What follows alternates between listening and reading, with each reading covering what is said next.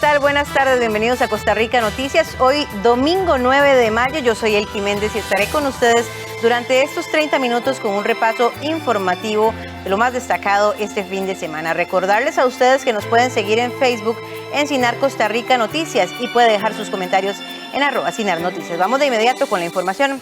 Con la firma de los 7 gerentes de la Caja Costarricense de Seguro Social y del Centro de Atención de Emergencias y Desastres Central, las autoridades médicas solicitan al presidente ejecutivo de esta entidad, Román Macaya, presentar a la Comisión Nacional de Emergencias la solicitud de declarar la emergencia sanitaria alerta roja.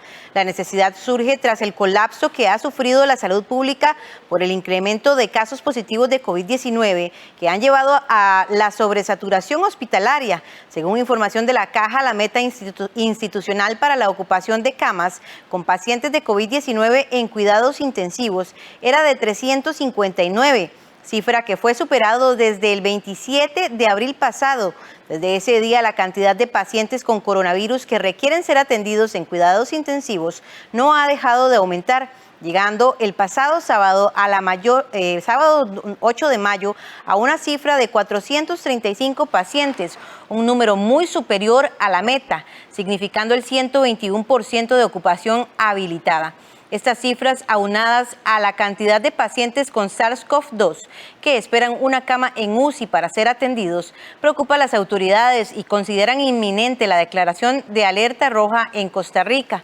Hasta el 7 de mayo, 57 personas esperaban ser trasladadas. Las autoridades consideran que en cuanto a infraestructura, se ha podido ir resolviendo. Incluso la Dirección General del Hospital México y la Gerencia de Infraestructura y Tecnología coordinaron la habilitación anticipada del tercer piso del Centro Integrado de Sala de Operaciones, el cual se convierte en el último posible esfuerzo para habilitar camas de cuidados intensivos. Sin embargo, esto no resuelve la saturada capacidad médica y humana con que ya cuenta el país.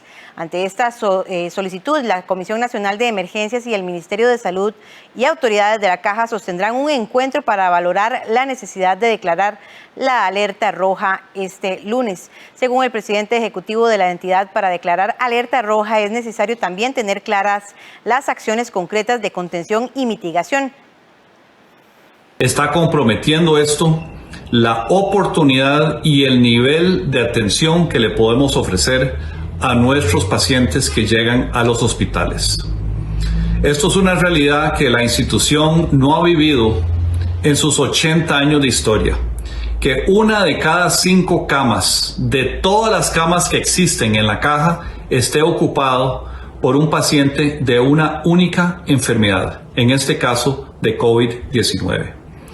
Hemos trasladado este mensaje a las autoridades del Poder Ejecutivo para que se tomen las medidas oportunas y que aborden esta temática de forma integral. Hemos dicho desde el inicio que esta guerra no se gana en los hospitales. Cuando en la comunidad hay transmisión de forma exponencial, no hay sistema de salud que aguante.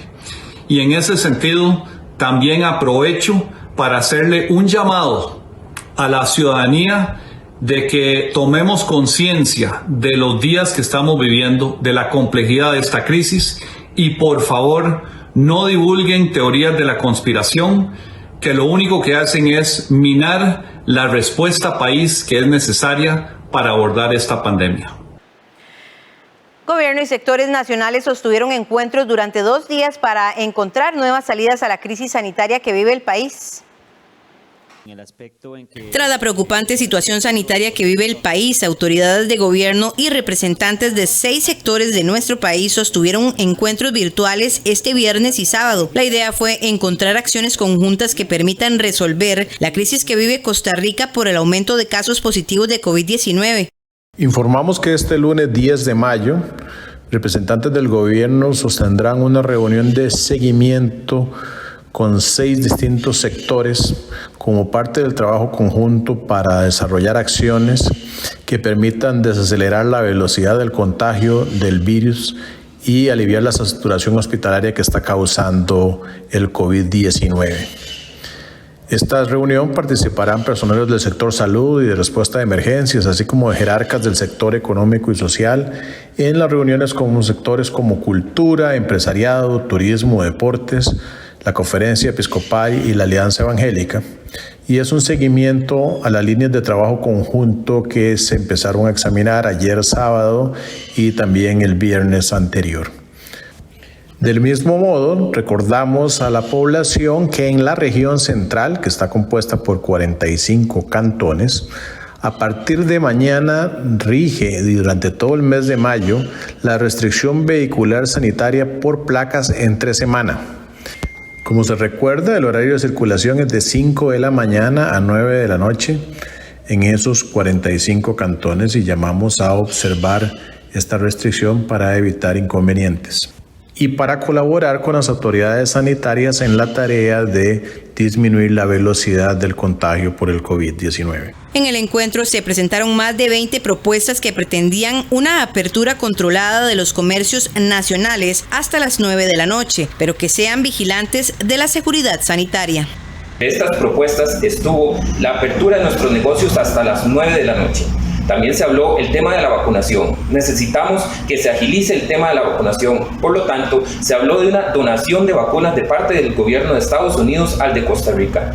También se habló de un dato interesante, el dato del Ministerio de Seguridad Pública, el cual brinda que se registraron más de 4.800 revisiones en locales comerciales.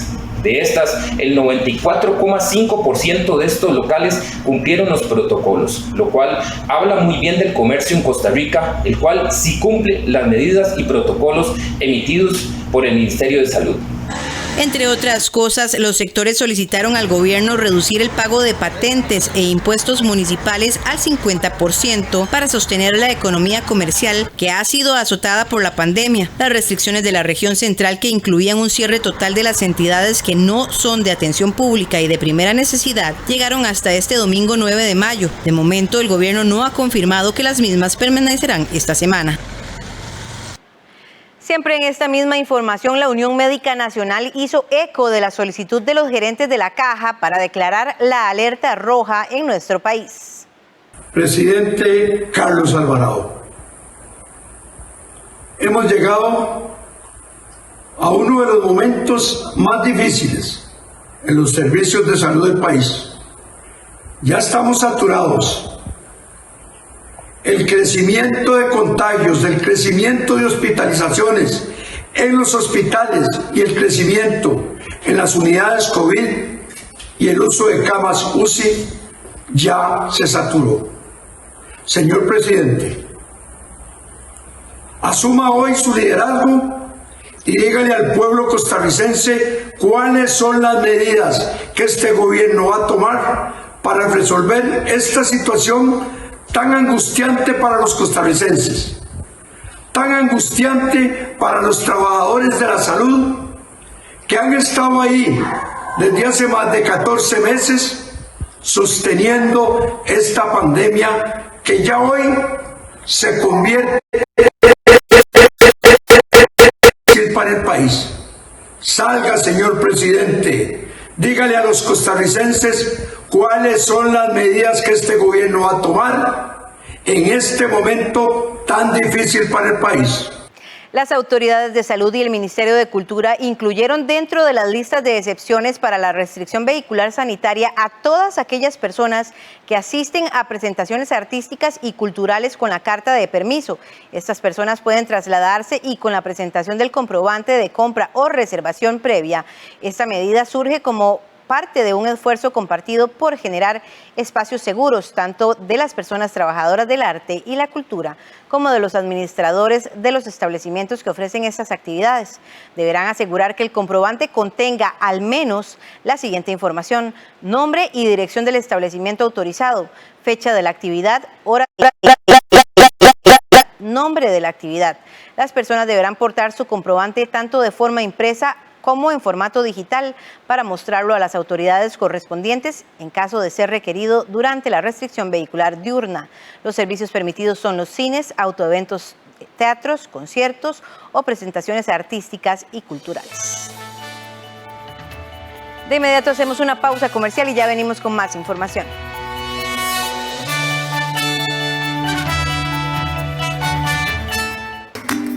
Hola, bienvenidos. Ella nos divierte y nos enseña con un talento único. Hoy vamos a hacer una receta maravillosa. Sin secretos con Doris. De lunes a viernes a las 2 de la tarde. Con repetición a las 10:30 de la mañana.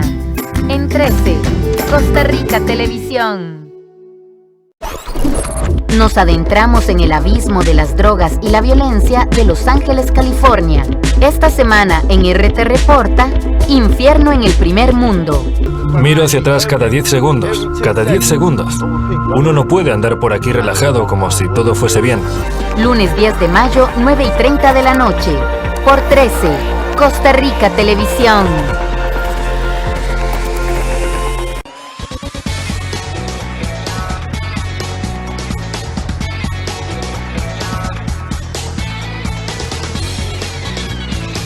El 13 te mantiene en forma, acción y movimiento desde tu casa con Promuévete. De lunes a viernes a las 5:30 de la mañana. Los sábados y domingos a las 8 de la mañana. En 13, Costa Rica Televisión. Yo soy Kyoko. Lo supe desde el principio. Sí, yo ya sé que eres la madre de Ritsu, Mamá, pero tú estás viviendo tu vida. Cuando tú empezaste a trabajar aquí, ella les cantaba canciones a los niños. No tienes que forzarte a irte. No puedo creer que estuvo ahí todo este tiempo. ¿Y qué harás ahora? Una comida para el corazón. Una historia familiar que nos conmoverá. De lunes a viernes a las 11:30 de la mañana. Solo en 13, Costa Rica Televisión. En nuestra serie ¿Por qué la esclavitud? Presentamos Infancia a la venta. En India, la mayor democracia del mundo, se compran y venden millones de niños y niñas vulnerables, a los que solo se les da lo que necesitan para sobrevivir un día más. Este martes 11 de mayo a las 9 de la noche. En 13, Costa Rica Televisión. Para conmemorar un aniversario más de la muerte de la escritora y líder femenina Carmen Lira, presentamos Foro 13. Que este programa sea una invitación a conocerla, para analizarla, no idealicemos, estudiemos, analicemos, porque realmente su legado es imborrable. Homenaje a Carmen Lira, el viernes 14 de mayo a las 4 de la tarde, aquí en 13, Costa Rica Televisión. Ritsu es el mayor de 3 hermanos.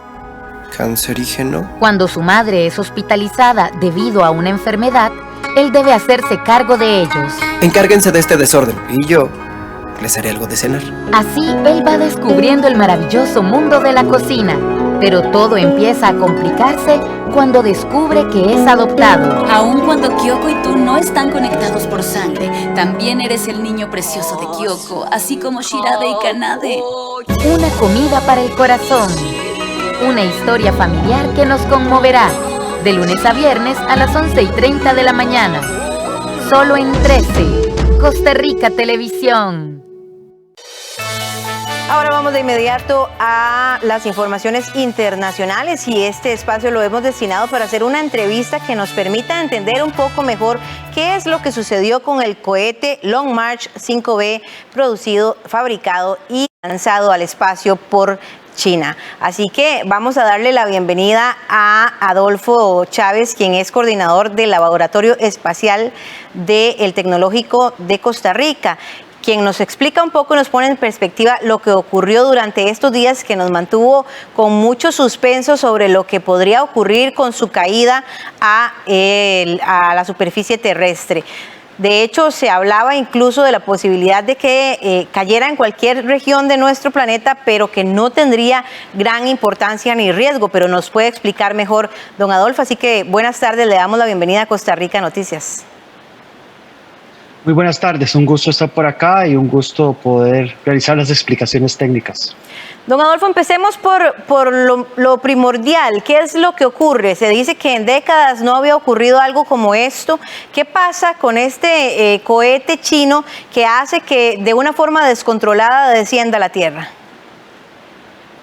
Bueno, son muchos factores. Lo primero es que para ser completamente exactos tenemos que hablar de que es una parte del cohete chino.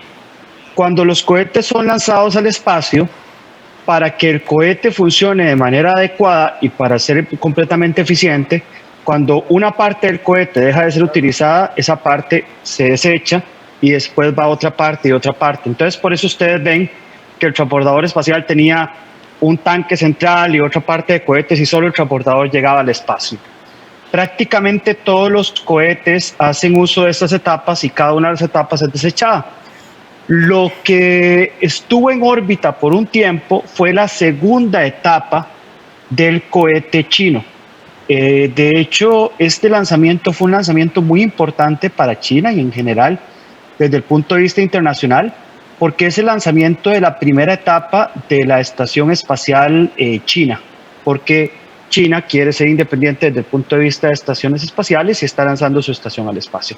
Entonces, muchas veces esas partes tienen un descenso muy rápido, otras veces esas partes quedan en órbita. De hecho, hay partes que están en órbita desde los 60 y algún día van a caer, pero esta parte es una parte relativamente grande. Hace algunos años no cayó una parte tan grande y su descenso era descontrolado. Eso es lo que hace que se convierta un poco en noticia. De hecho, un descenso de una parte un poco más pequeña ocurrió hace aproximadamente 2 semanas, porque una parte de un cohete de SpaceX no pudo ser controlado y cayó y se desintegró arriba de una ciudad en Seattle, en Estados Unidos.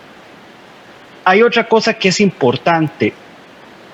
Lo primero es que hay que hablar de una parte del cohete, no el cohete completo. Okay. Lo segundo es que no es completamente preciso decir que el cohete va a caer en un lugar, sino que se va a desintegrar por encima de ese lugar.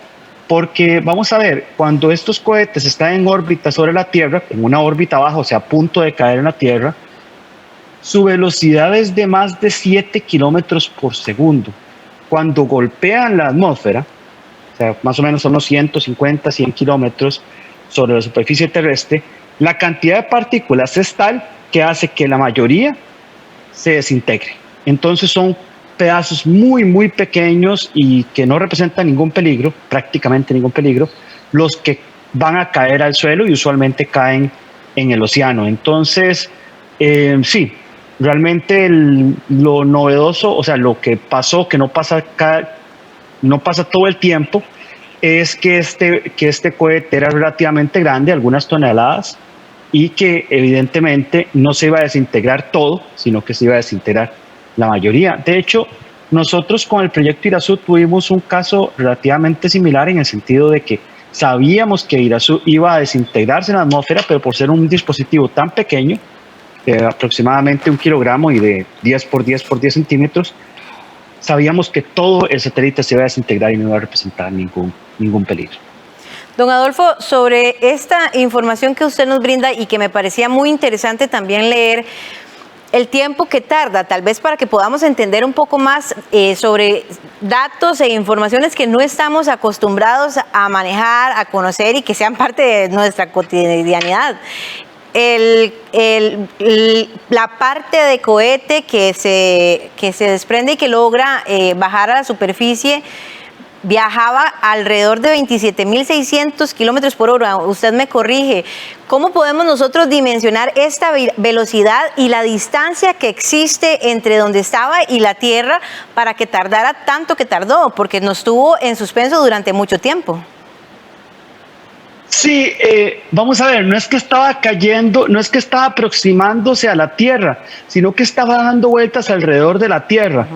A mí me gusta explicar esto en kilómetros por segundo, porque cuando las velocidades son tan altas, es mucho más fácil dimensionarlo. Su velocidad está entre los 7 y los 8 kilómetros por segundo. Y el asunto es que para que un objeto esté en órbita, lo importante no es la altitud a la que el objeto se encuentra, sino la velocidad a la que está dando vueltas. Entonces, para que cualquier objeto, por ejemplo un transbordador espacial, la Estación Espacial Internacional, se encuentre alrededor de la Tierra, lo más importante es la velocidad.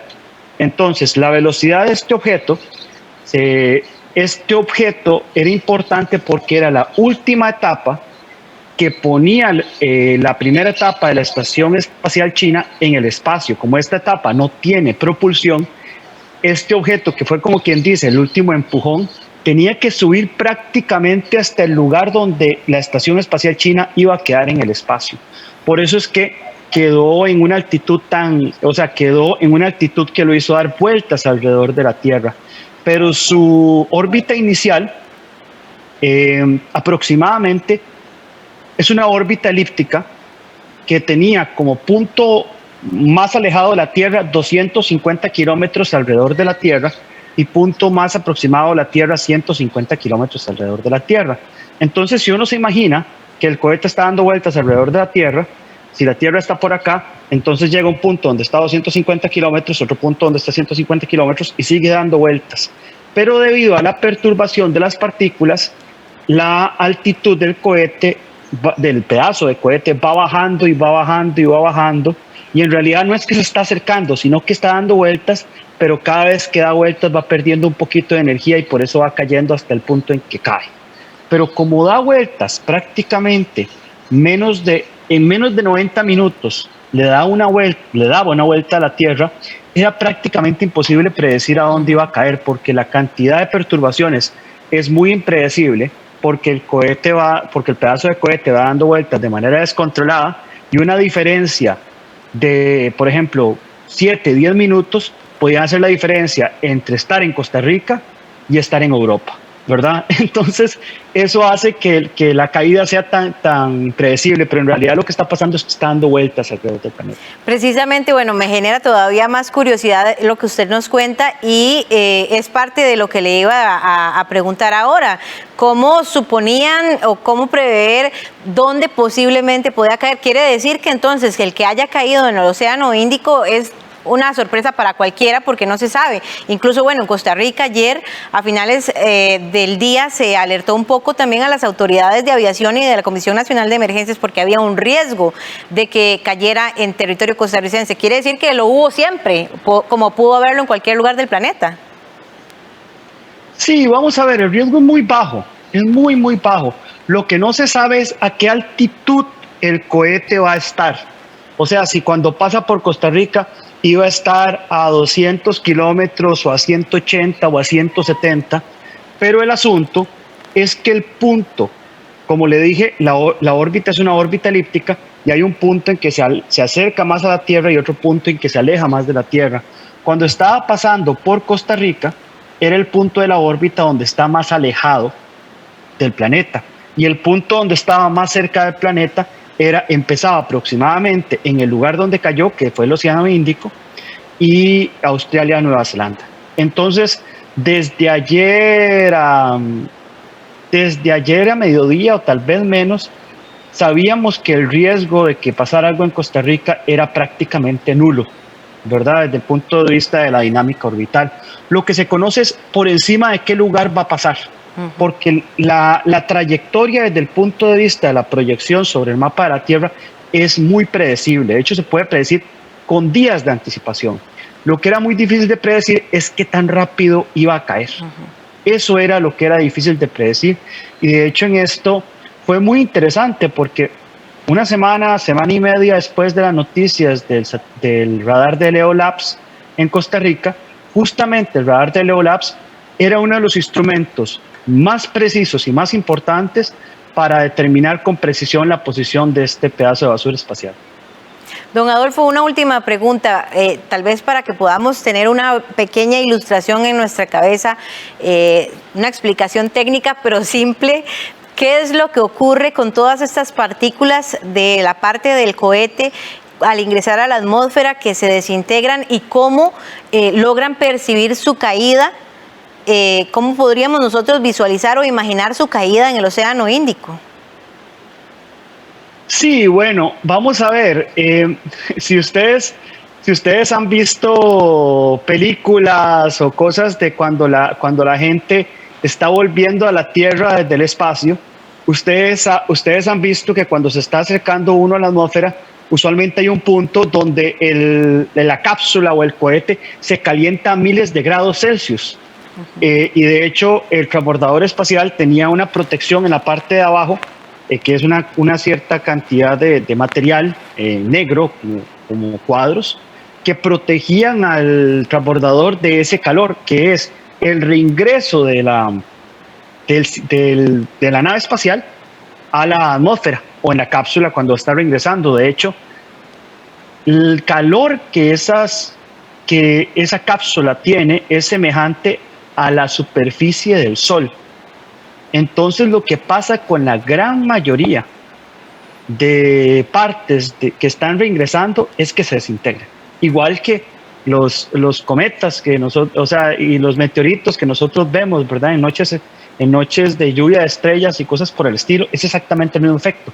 Es la atmósfera desintegrando la parte que está cayendo. Entonces, lo que cae prácticamente son pedazos que no se lograron desintegrar, ¿verdad? Cuando el sistema es muy grande y son muy pocos y es básicamente como algo deshecho, ¿verdad? No representan prácticamente ningún peligro. De hecho, en las caídas de objetos más importantes de la historia desde el punto de vista de tamaño, que fueron las caídas del Skylab estadounidense y de otra estación rusa, dejaron pedazos relativamente pequeños, como que parecen tubos o pedazos muy, muy pequeños, que fueron los que cayeron en lugares deshabitados en la Tierra. Entonces, prácticamente lo que cae es muy poca cosa. De hecho, el evento más importante de caída de objetos a la Tierra, y más lamentable, de hecho, fue la desintegración del transbordador Columbia en la década pasada, cuando justamente la protección para reingresar en la atmósfera no funcionó de manera correcta por un golpe que tuvo en el lanzamiento y que provocó una gran caída de objetos en todo Estados Unidos. De hecho, esos objetos en ningún momento produjeron un daño considerable a las personas o a los objetos que se encontraban en tierra. Entonces, básicamente son cosas muy pequeñas que quedan de la mayoría de cosas que se desintegran en la atmósfera. Perfecto, don Adolfo. Muchísimas gracias por lo menos iluminarnos un poquito, ayudarnos un poco a entender el fenómeno que ocurrió esta semana. Encantado. Bien, muchas gracias a Adolfo Chávez, quien es coordinador del Laboratorio Espacial del Tecnológico de Costa Rica. Y por supuesto, nosotros con esta información también llegamos al cierre de esta entrega informativa. No sin antes darles nuestro mensaje de pésame y de abrazo solidario de parte de Costa Rica Noticias y del Sistema Nacional de Radio y Televisión a familiares y amigos del colega periodista y muy reconocido en nuestro país, Oswaldo Alvarado, quien falleció este día por la enfermedad de COVID-19.